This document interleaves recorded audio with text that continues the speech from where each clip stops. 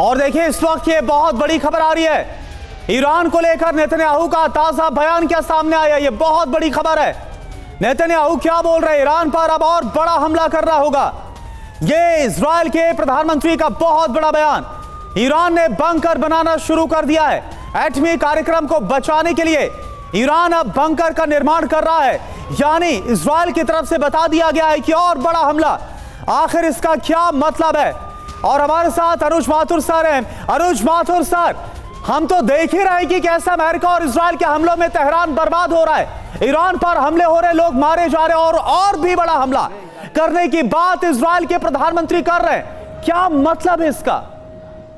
करना देखिए, जिस प्रकार से ईरान के ऊपर हमले किए जा रहे हैं और उन हमलों का असर होता हुआ आपको नजर आ रहा है, ये वहां पर बहुत ज्यादा उनके लिए घातक सिद्ध होने वाला है। ये जो अभी अमेरिका ने और इजराइल ने कहा है कि वो हमलों की इंटेंसिटी बढ़ाएंगे, हमलों की क्वांटिटी, वहां पर इसका बहुत बड़ा असर देखने को मिलेगा।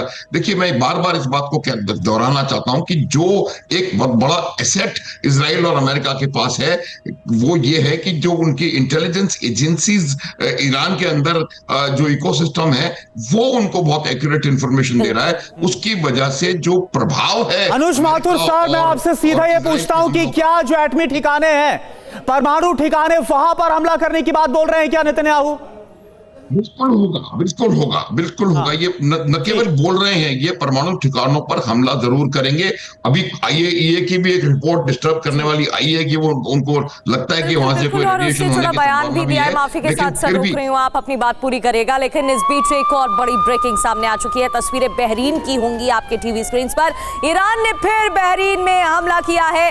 बहरीन में लगातार मिसाइलें दागी जा रही है। अमेरिकी एयरबेस पर हमले हो रहे हैं और कई तो तस्वीरें रिहायशी इलाकों की भी यहाँ से सामने आ चुकी है। और अब एक और तस्वीर आपके सामने है, एक और बड़ा हमला।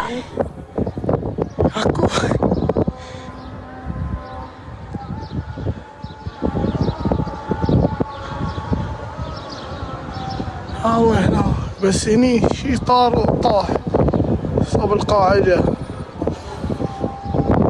اكو اي ها من وين جاي مني. और देखिए एक बहुत बड़ी खबर है, तेहरान में एक बार फिर से अमेरिका और इजराइल की तरफ से बमबारी शुरू की जा चुकी है। IRGC के ठिकानों पर अमेरिका और इजराइल ने किया है बारूदी प्रहार। ये देखिए आप, हमले में IRGC बेस कैसे धुआं धुआं हो गया।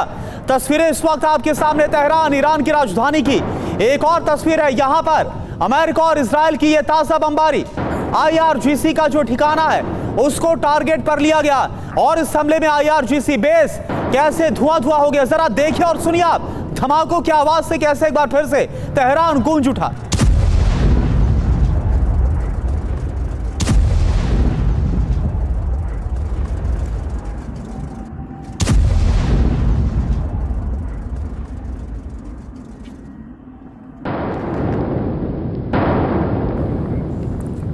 और बात एक और बड़े हमले की, क्योंकि तेहरान में ईरान की संसद पर हमला हुआ है। ईरानी संसद पर टारगेट यूएस इजराइल के फाइटर जेट ने लगातार बमबारी की है। कई बम बरसाए एक साथ। हमले में ईरानी संसद की बिल्डिंग को भारी नुकसान हुआ है, ये भी जानकारी मिल रही है। तो ईरानी संसद की बिल्डिंग पर मिसाइलें गिरी। आपको याद होगा यहाँ जितने भी मंत्रालय हैं वहां पर भी अटैक हुआ। परमाणु फैसिलिटी पर अटैक करने की बात कही है। नेतन्याहू ने एक और धमकी भी दे दी है इससे जुड़ी कि अगर हमला नहीं होता तो अब तक तो परमाणु बम तैयार कर लेता ईरान, ये बात कही गई है। और साथ ही ये मैसेजिंग भी कि लगातार इजराइल की नजर है, निगरानी रखी जा रही है। और ये तस्वीरें ईरानी संसद की जहां पर हमला हुआ है और बिल्डिंग को काफी नुकसान भी पहुंचा है। फाइटर जेट से बमबारी की गई है। तो दो बड़ी खबरें आपके सामने। ईरानी संसद की बिल्डिंग पर मिसाइल गिरी है। हमले में IRGC बेस धुआं धुआं हो गया, क्योंकि इजराइल की तरफ से भी लगातार हमले जारी हैं। ये दो तस्वीरें हमने आपको दिखाई, दो बड़ी खबर आपकी टीवी स्क्रीन पर है।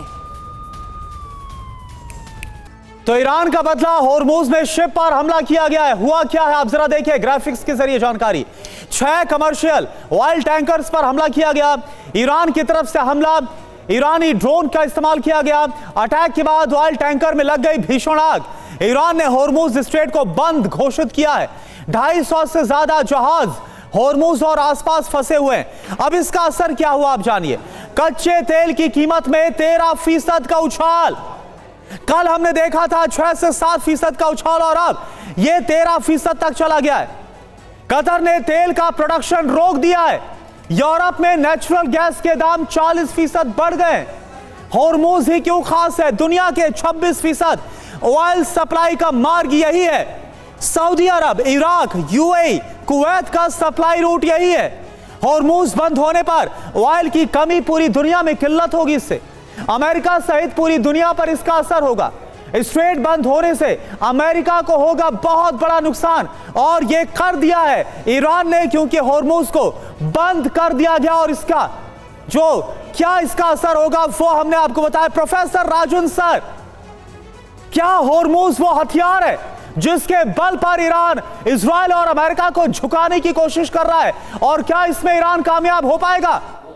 अब जी बिल्कुल, देखिए होर्मुज जो स्ट्रेट जो कि आपने मैप के माध्यम से बहुत अच्छे से समझाया था अपने ऑडियंस को, तो वो एक इलाका है जहां पे केवल 10 किलोमीटर का डिस्टेंस होता है। दोनों जो एक ऊपर में ईरान है, नीचे में यूएई का जो क्षेत्र है, केवल 10 किलोमीटर। तो उसको रोकना ईरान के लिए बहुत ही आसान है।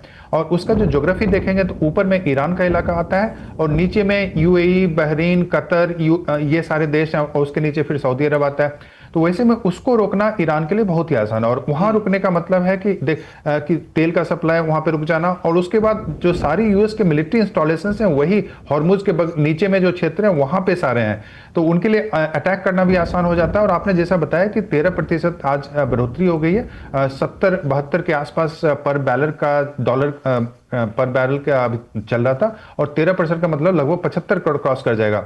मैं बता दूं कि इससे अमेरिका का फायदा है, नुकसान नहीं है, क्योंकि अमेरिका एक बहुत बड़ा, सबसे बड़ा सप्लायर के रूप में इमर्ज कर गया तेल का। लेकिन जो बाकी देश हैं विश्व के, चाहे वो यूरोप हो, चीन हो, भारत इत्यादि, इनका काफी नुकसान होने वाला है, क्योंकि हमारे जो इंडस्ट्रीज हैं वही तेल जो कि गल्फ से आ रहे थे वहां से डिपेंडेंट है। रूस से भी हम मना कर दिया है। तो वैसे में तेल का बढ़ना बहुत ही खतरनाक हो सकता है ग्लोबल इकोनॉमी के लिए।